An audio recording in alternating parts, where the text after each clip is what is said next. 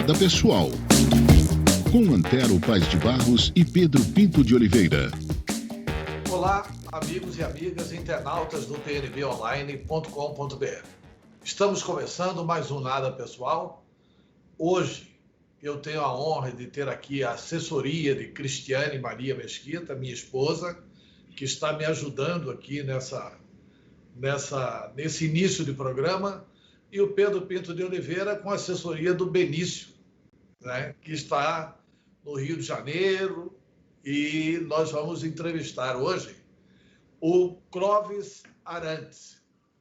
Clóvis Arantes tem 54 anos, é mestre em Políticas Públicas para a Educação, formado pela Universidade de Brasília, professor de Educação Básica aposentado, fundador do movimento LGBTQI em Mato Grosso, fundador do grupo Livremente, Conscientização e Direitos Humanos LGBTQI+, membro fundador da Associação Brasileira de Gays, Lésbicas, Travesti e Transsexuais, assessor especial do Conselho Municipal de Atenção à Diversidade Sexual de Cuiabá.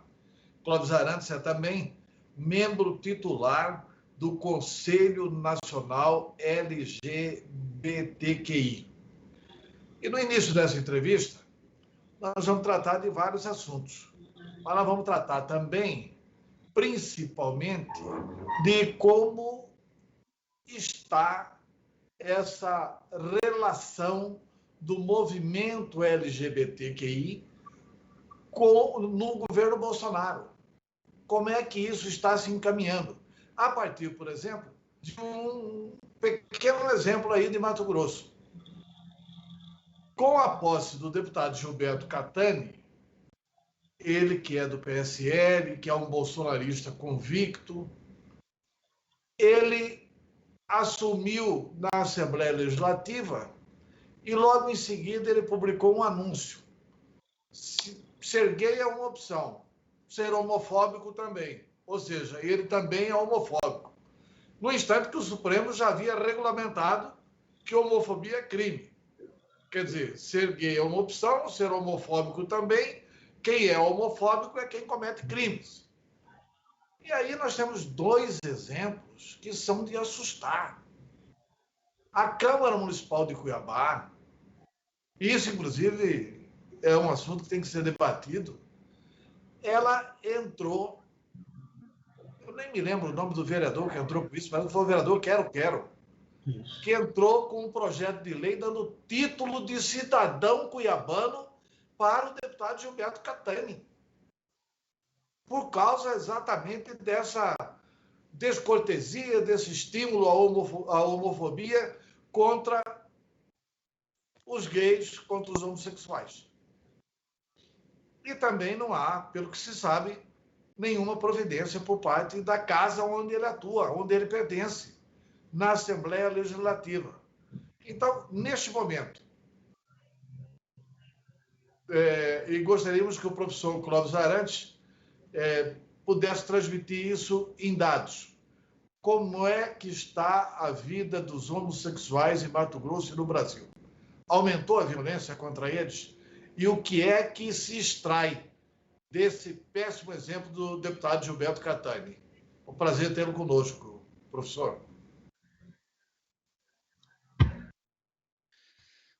Prazer é meu, Antero, de estar mais uma vez aqui dialogando com você, com o Pedro, que são dois parceiros aí do movimento nesses mais de 30 anos, né?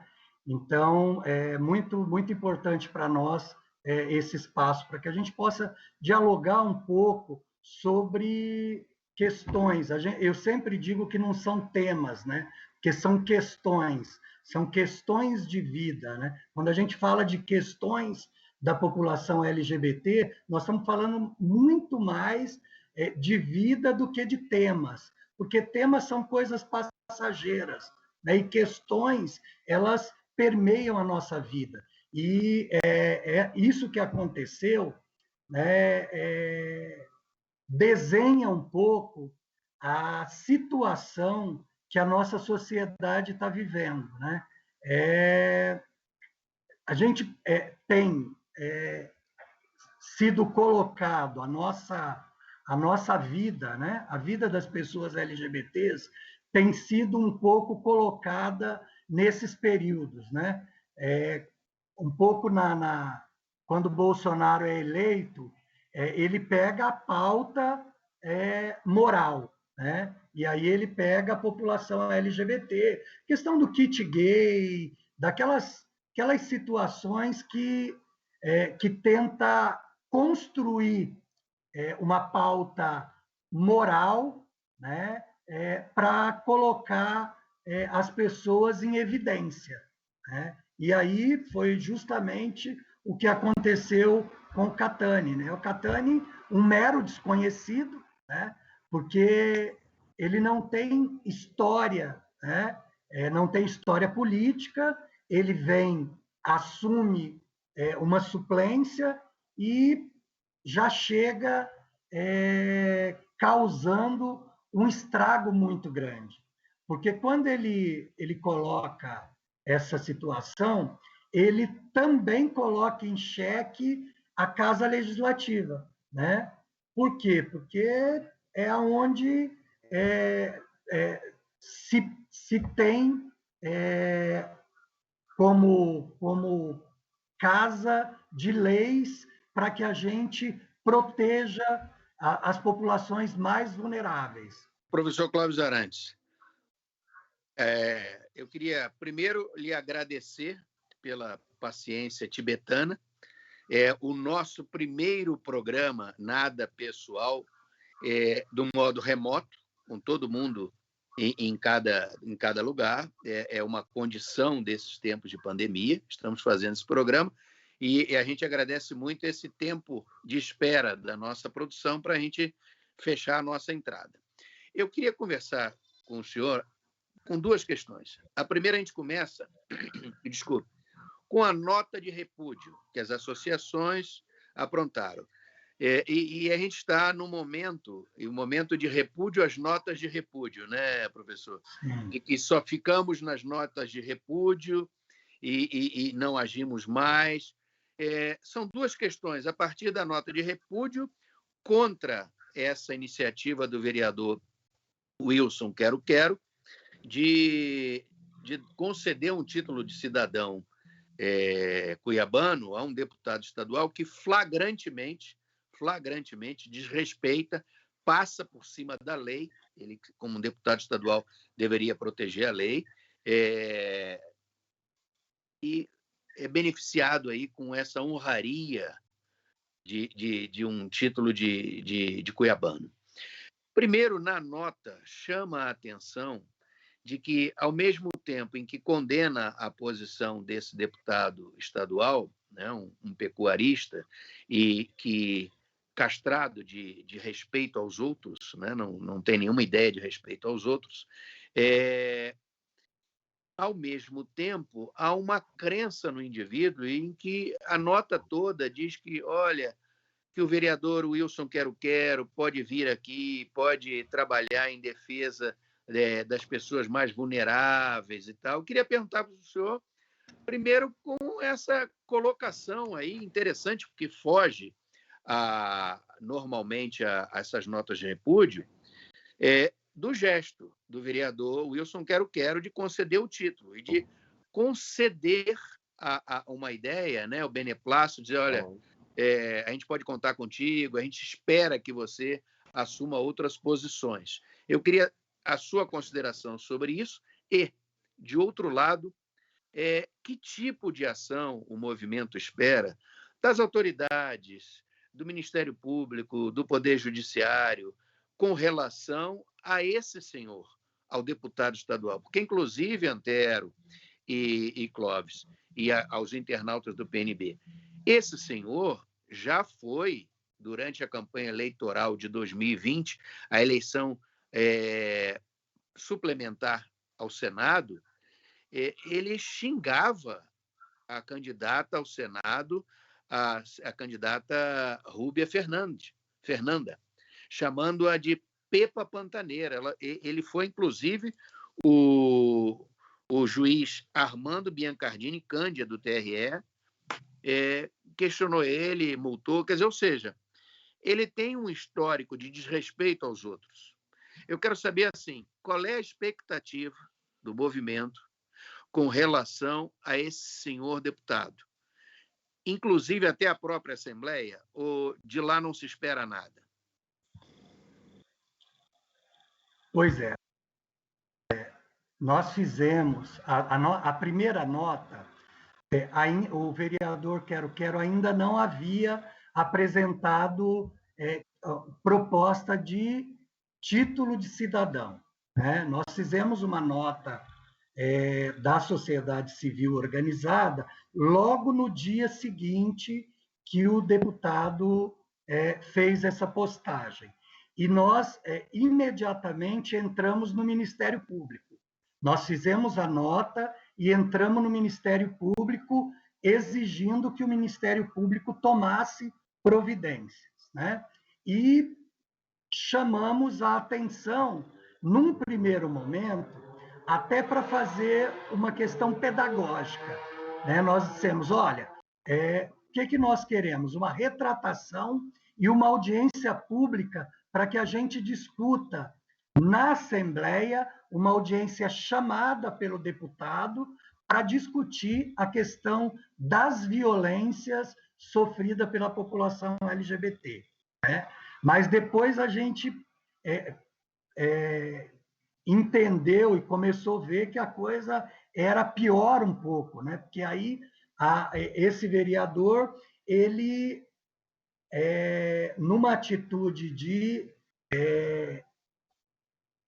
de chancelar, né? Porque o que ele fez foi, na Câmara dos Vereadores, dizer, olha, o que o deputado fez está correto, então nós vamos dar uma honraria, e eu inclusive, fiquei pensando que a Câmara dos Vereadores já concedeu o título de cidadão para tantas pessoas que fizeram, que tem história, né?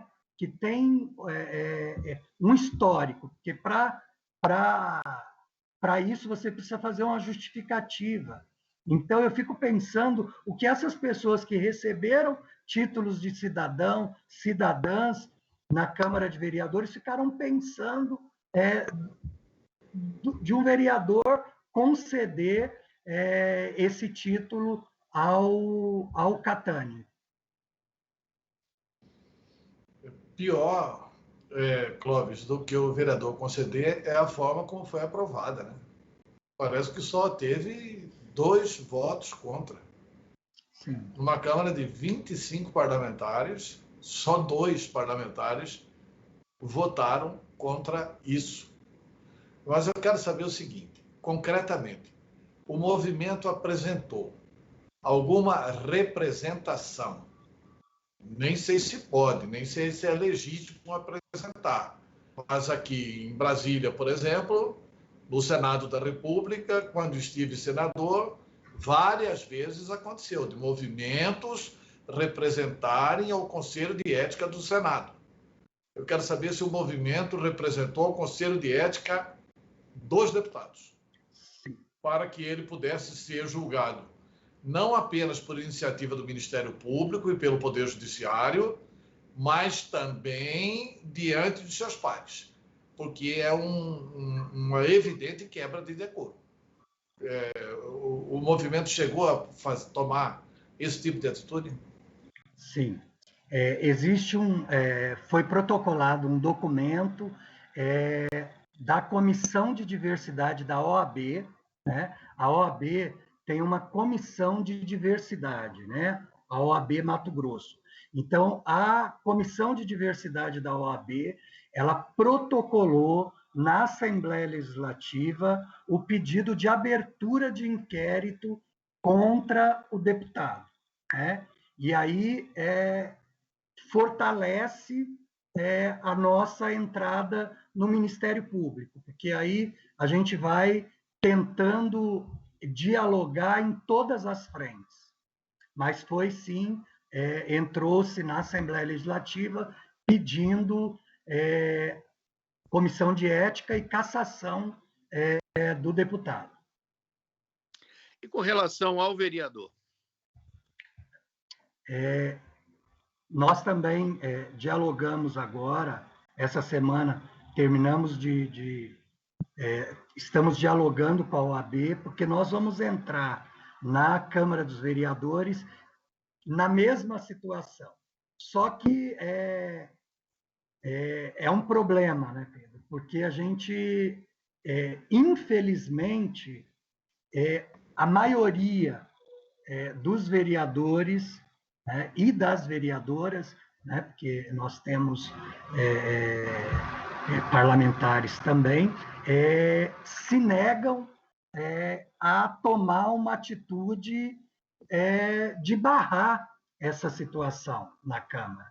Então, a gente também está fazendo esse caminho, mas não é um caminho simples, até porque existe a questão da maioria absoluta, que, infelizmente, tem um pensamento fundamentalista, né? Porque não é contra, não é postura divergente, não é nada. É um pensamento fundamentalista mesmo, né? Porque as pessoas não têm que pensar igual, né? O problema é quando esse fundamentalismo, né, começa a atingir a vida das pessoas. Infelizmente, na Câmara de Vereadores de Cuiabá, assim como na Assembleia, nós temos uma ampla maioria que são fundamentalistas, né, que não se abrem para a discussão do contraditório.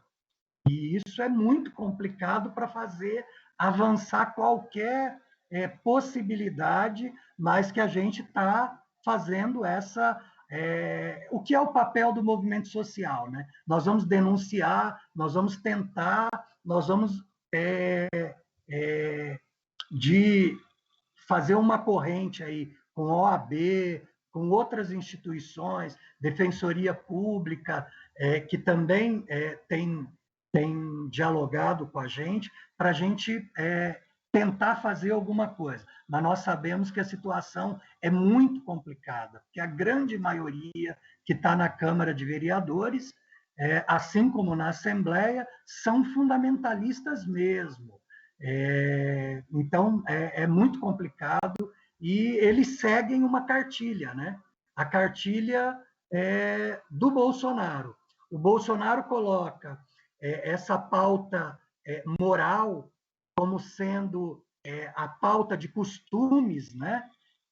Para chamar a atenção de alguns segmentos da sociedade e consegue fazer um movimento, né? E aí a gente tem que também se organizar para isso.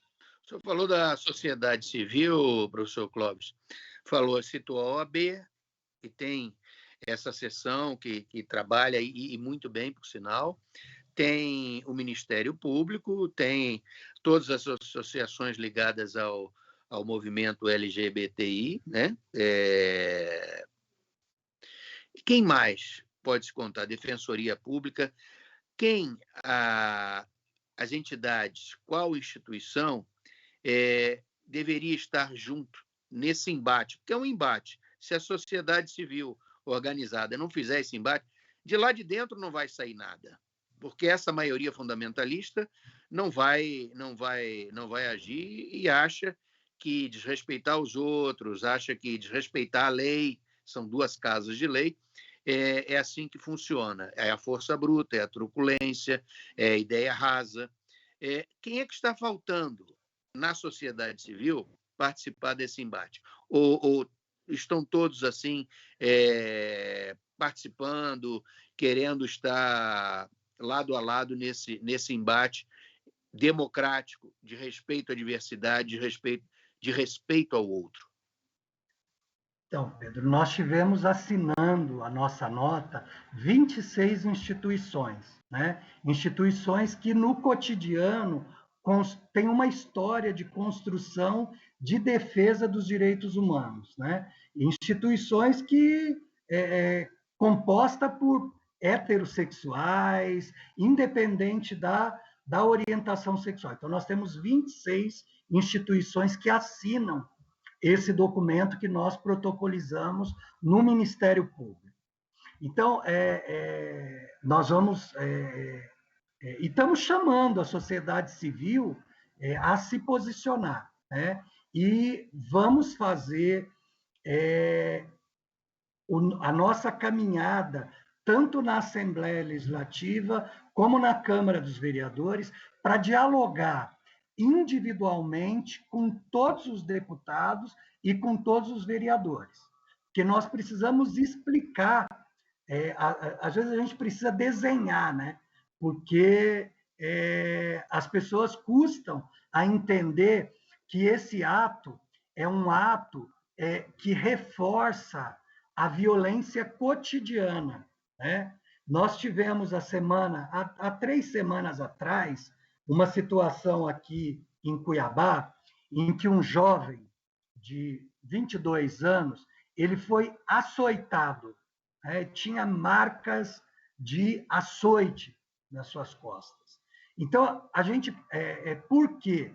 Porque lá no bairro, as pessoas entendiam que ele não tinha direito de transitar por conta de ser homossexual. Então, veja, se essas pessoas já usam dessa violência, né, no cotidiano, imaginem quando elas são incentivadas por pessoas que detêm o poder, né?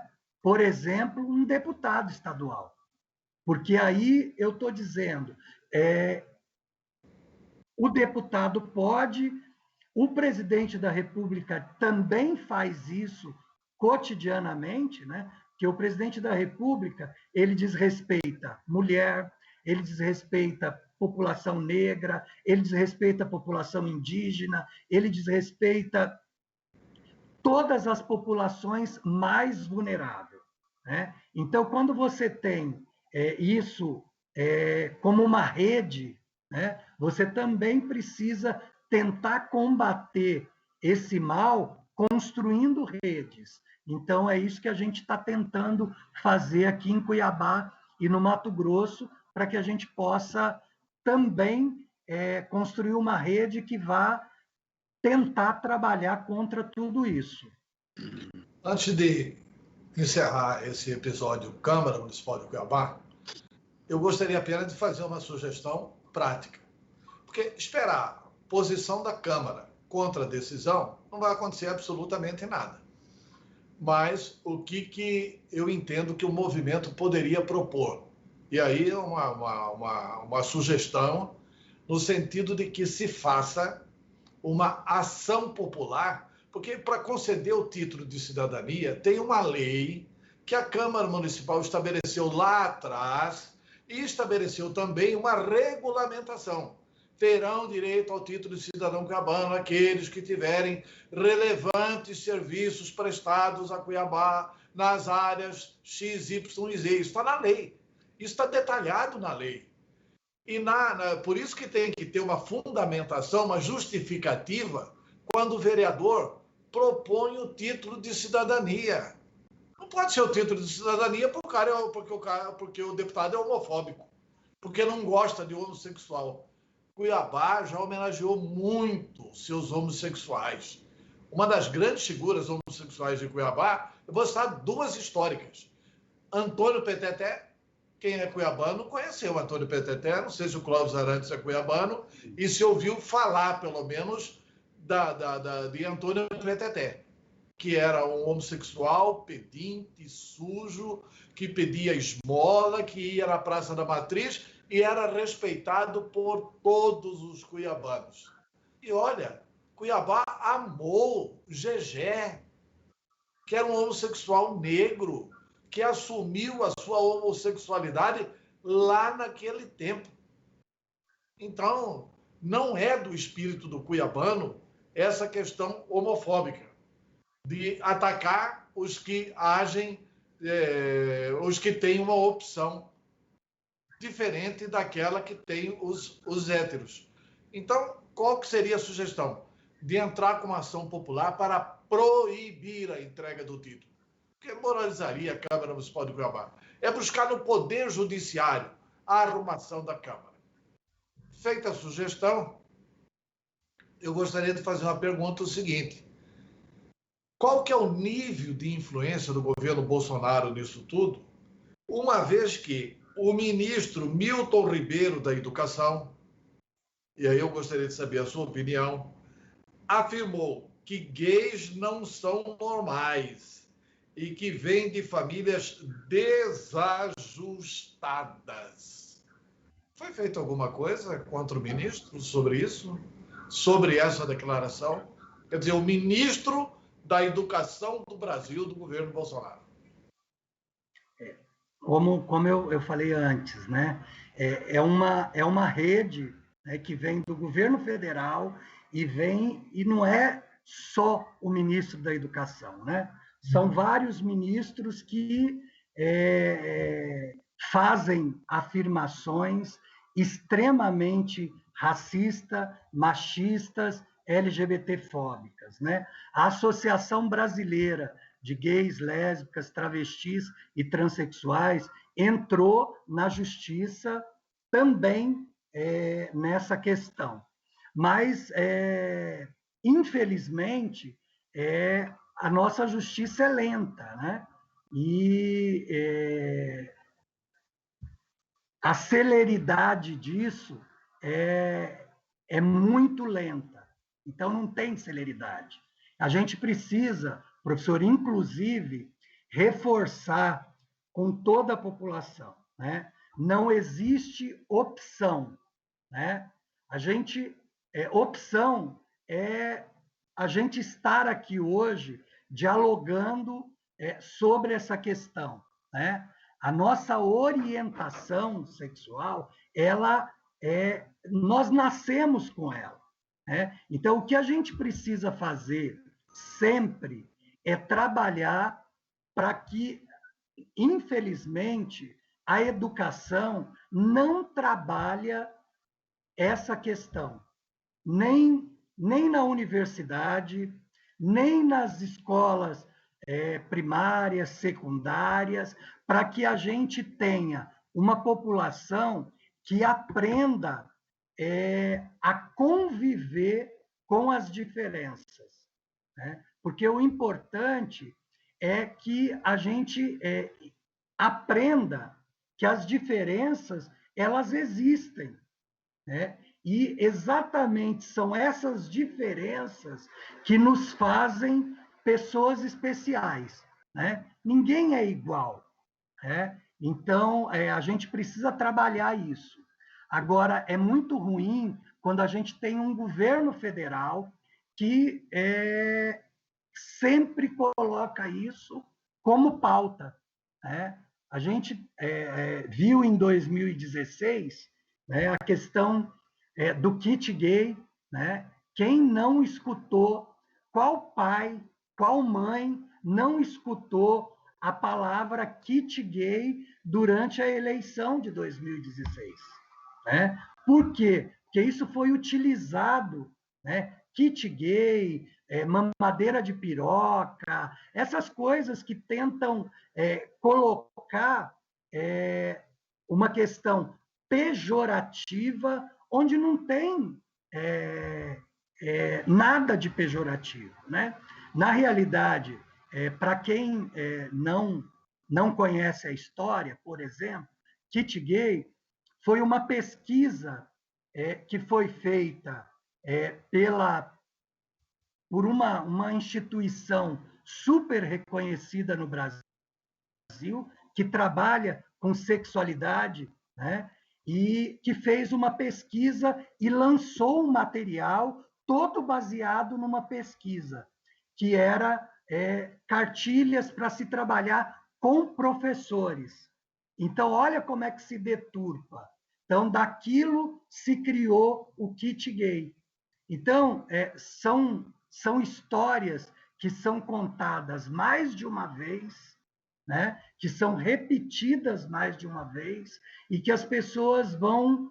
aquele telefone sem fio que as pessoas vão passando adiante e sempre vão acrescentando uma violência. Porque toda vez que você conta uma história que não é uma história real, você acrescenta uma violência. Agora, só que nessa questão do kit gay, o presidente Bolsonaro, ele, quando era candidato, eu tive a oportunidade de entrevistá-lo na Rádio Capital, ele tocou no assunto kit gay. E eu indaguei, mas isso aí não é orientação para os professores? Ele falou, não, isso aqui é distribuído para as crianças. Ele colocou claramente que o kit gay era uma distribuição para as crianças e que ele, como deputado federal, conseguiu impedir essa distribuição. O que vocês falam sobre essa declaração do presidente Bolsonaro? Então, na realidade, Antero, o presidente Bolsonaro, ele nega, inclusive, a questão da vida, né? Porque é uma pessoa que defende a cloroquina, que não defendeu vacina ampla para toda a população. Então, ele defende a morte todos os dias, né? Então, ele trabalhou essa questão do material que foi trabalhado de forma 5 capitais, né, receberam, inclusive Cuiabá. Nós tivemos aqui, a pesquisa foram 11 capitais, Cuiabá foi uma das capitais, né, 5 escolas estaduais e 5 escolas municipais, onde os professores foram pesquisados. Então, esse kit, ele trabalhou a partir de uma pesquisa científica feita com os professores nos estados e nos municípios. Então, Bolsonaro ele nega, né, essas questões. Aliás, Bolsonaro nega qualquer questão científica. Então, infelizmente, nós temos uma população muito ainda fundamentalista também, porque essa população ela repete muitas vezes o que o presidente Bolsonaro fala, né? Por exemplo, nós vimos nessa questão do Catani, nós vimos uma faixa com várias pessoas ali segurando a faixa. Então, essas pessoas, elas têm filhos, elas têm parentes, elas, pelo menos, têm uma pessoa LGBT na sua família, né? Porque possivelmente tem. Mas essas pessoas não se dão conta que, a partir do momento que elas também entram numa defesa dessa questão, elas estão também assinando uma sentença de morte para o filho, para o sobrinho, para o primo, para o parente, para as pessoas que estão em volta, né? Então, é sempre muito ruim a gente ter um presidente da República que trabalha com senso comum. E o presidente Bolsonaro, ele trabalha com senso comum a todo momento, ele nega a questão científica, ele nega a contribuição das universidades públicas, né, a pesquisa, a ciência, a todo momento. Então, não é só nesse momento. Então, é uma história já, e Bolsonaro, desde que ele era vereador, ele tem essa história de negar a ciência e de negar a academia como fundamental para organizar a sociedade e o conhecimento.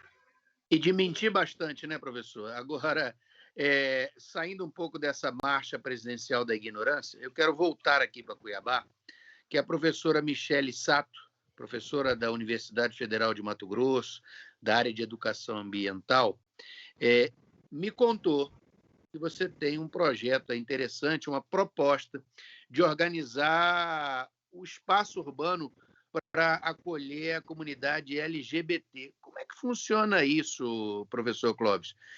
Seria transformar um espaço específico, exclusivo? Como é que funciona essa sua ideia?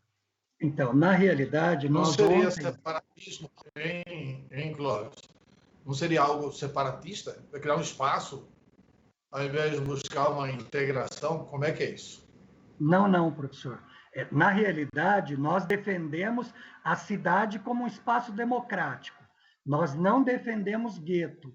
Nós entendemos que a cidade ela deve ser ocupada por todas as pessoas, né?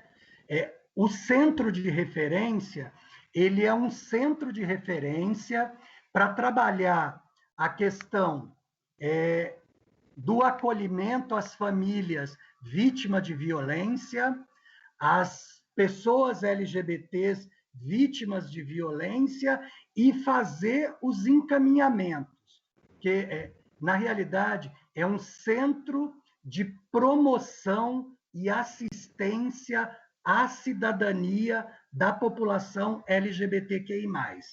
Na realidade, não é um espaço fechado. Ele é um centro de referência, porque a ideia é que a gente possa acolher a população mais vulnerável nesse centro de referência para fazer a ponte com os equipamentos do Estado e do município. Porque, veja bem, já existe o serviço de saúde. Então, o que a gente precisa fazer? Muitas vezes, a travesti, a transexual, o homem trans, o gay, a lésbica, não procuram o serviço de saúde porque tem medo de sofrer dupla violência. Então, esse centro é um centro que vai fazer o link, além de ser um centro para o desenvolvimento da cultura, do lazer, né? Por quê? Porque a população LGBTQI+, ela sofre com a questão do desemprego, né? Sofre com a questão da violência. Por exemplo, agora, no período de pandemia, professor, nós tivemos ampliado 43% a violência contra a população LGBTQI+. Por quê? Porque muitas vezes uma pessoa LGBT, ela saía de casa de manhã, ia para o trabalho, depois ia para a escola, às vezes ela voltava em casa só para dormir. Então, ela às vezes conseguia se livrar da violência cotidiana dentro de casa. E agora, com a pandemia, muitas vezes, assim como acontece com a mulher, com a população negra, né, nós estamos tendo que ficar em casa. E aí a violência está acontecendo no maior número e isso acaba não chegando. Então, na realidade, o centro de referência é a possibilidade da gente ter um espaço para canalizar, para que essa população tenha uma referência, né? Professor Clóvis, outro assunto importante. Nós estamos com 40 anos aí do surgimento da AIDS. É uma preocupação ainda da ONU, quer dizer, continuamos com essa questão da doença. Eu queria saber, assim, duas coisas. A primeira é se essa questão da AIDS ainda é uma preocupação do movimento LGBTQI+, e se a doença em si ainda é uma peça, uma questão geradora de preconceito. Porque nós vamos falar daqui a pouquinho da parada LGBTQI+, aqui em Cuiabá. Na semana passada foi em São Paulo, e a questão da AIDS foi tema desse movimento, desse evento lá em São Paulo. Queria saber essas duas questões com o senhor, professor. Então, a questão da AIDS, ela tá como tema do dia. Por quê? Porque quanto mais vulnerabilidade as pessoas vivem, mais elas se colocam em risco, né? Então, não é porque a AIDS, né, o HIV, tenha que estar ligado à população LGBT.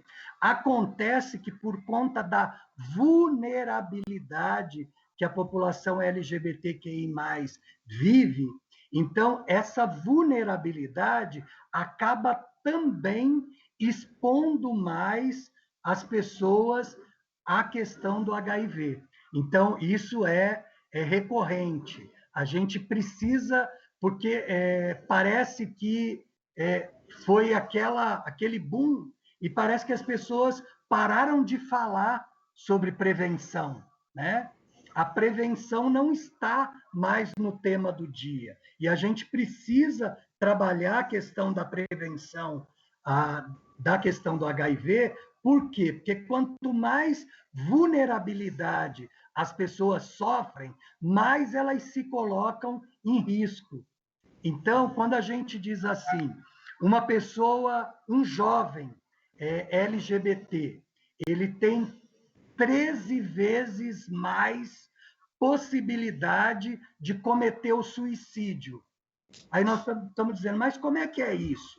Evidente, um jovem que é acolhido dentro da sua casa, que tem uma rede de proteção social, vai estar menos exposto e menos exposta à questão da depressão, né?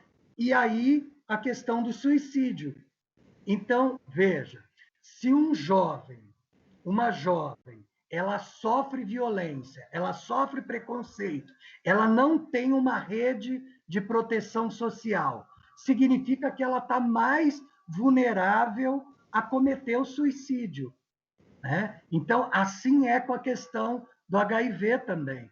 Por isso que a Parada de São Paulo, ela marca historicamente para dizer, olha, a população LGBTQI+, ela é uma população vulnerável, né? Por quê? Porque não existem leis, né, que protejam a população LGBTQI+. Na realidade, todas as leis que nós temos, elas foram frutos do judiciário. Nós não temos nenhuma lei do Congresso Nacional, Assembleia Legislativa ou das câmaras municipais que vem fazer a proteção e a promoção da população LGBTQI+. Na realidade, tudo foi feito via judicialização. A questão da criminalização foi o judiciário, a questão da união estável foi o judiciário, a questão da adoção, da doação de sangue foi o judiciário. Então, todas as situações em que a gente tem uma garantia, né, bem entre direito LGBTQI+, foi via judiciário, né? Inclusive, nós temos um documento que foi votado na nossa última conferência nacional, que era um documento que diz respeito à saúde e sexualidade da população LGBTQI+. Um documento que foi amplamente dialogado com o Ministério da Saúde, né, para a gente fazer a saúde da população LGBTQI+. E esse documento foi simplesmente engavetado pelo Ministério da Saúde. Então, a população LGBTQI+, ela volta, né, tendo que rediscutir questões que a gente já tinha conseguido avançar na área da saúde, na área da educação, né, na área... Então, a gente está sempre voltando um passo ou 10 passos atrás com a questão dos direitos da população mais vulnerável no nosso país. Professor Clóvis Arantes, nós estamos caminhando aqui para o final do programa. Eu encaminharia ao jornalista Pedro Pinto para fazer a última pergunta dele, e depois eu quero lhe fazer a última pergunta, que é a minha, exatamente em relação ao Poder Judiciário. Professor Pedro Pinto. Professor Clóvis, eu quero só que o senhor fale um pouco dessa realização, quer dizer, da parada LGBTQI+, de Cuiabá, que será toda digital. Quer dizer, é a primeira experiência de uma parada digital. Como é que é essa programação? O que a gente pode esperar aqui de Cuiabá, nesse evento? Primeiro o seguinte, para nós é também muito triste, né? Porque nós já estamos aí com mais de 450 mil pessoas, né, que tiveram as suas vidas ceifadas por conta do coronavírus, por conta da falta de políticas efetivas, né, por falta de vacina no tempo correto, a gente já disse isso, e nós, de uma forma muito responsável, porque o movimento LGBT ele tem uma responsabilidade com a vida, né? Com a promoção da vida, a proteção da vida. Então, nós começamos essa semana, nós tivemos a primeira reunião, porque a parada ela é organizada por um coletivo, né? Ela tem uma coordenação da parada. Então, nós começamos a dialogar a respeito da realização da parada. Esse ano a parada vai ser virtual, mas ela vai acontecer da mesma forma que ela aconteceu em todos os 18 anos. Ela vai acontecer com seminários, né, porque a gente sempre faz seminários antes da parada, seminários da área da educação, na área do direito, na área da saúde, na área da educação. Então, a parada ela também é um momento da gente dialogar com a sociedade as questões, os temas que vêm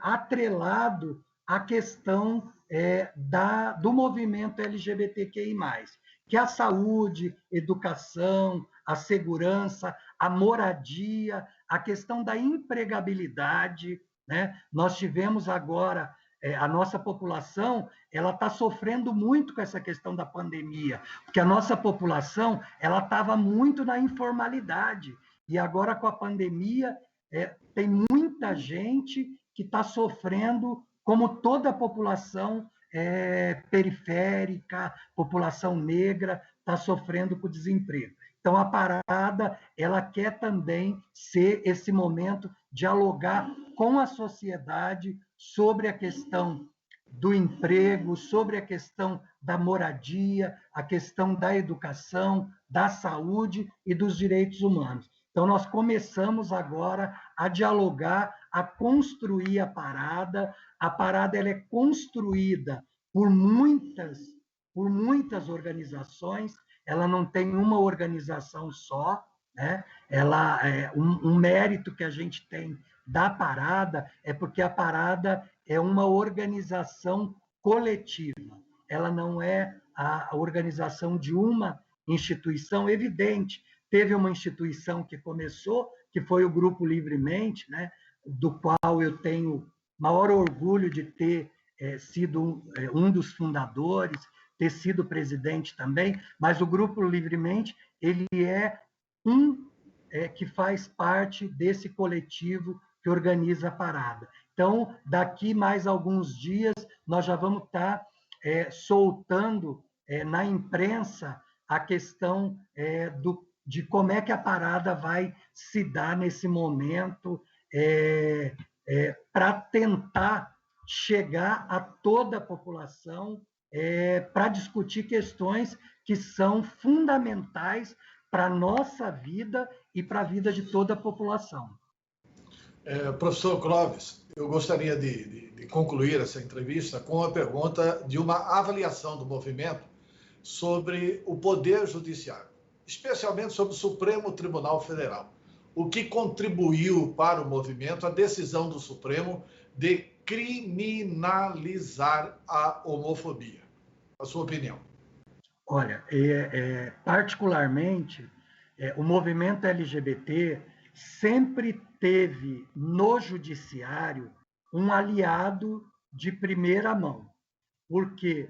Porque nós conseguimos que o judiciário fizesse um papel que era para ter sido do legislativo, né? Então, nós avaliamos que o Poder Judiciário ele tem um papel fundamental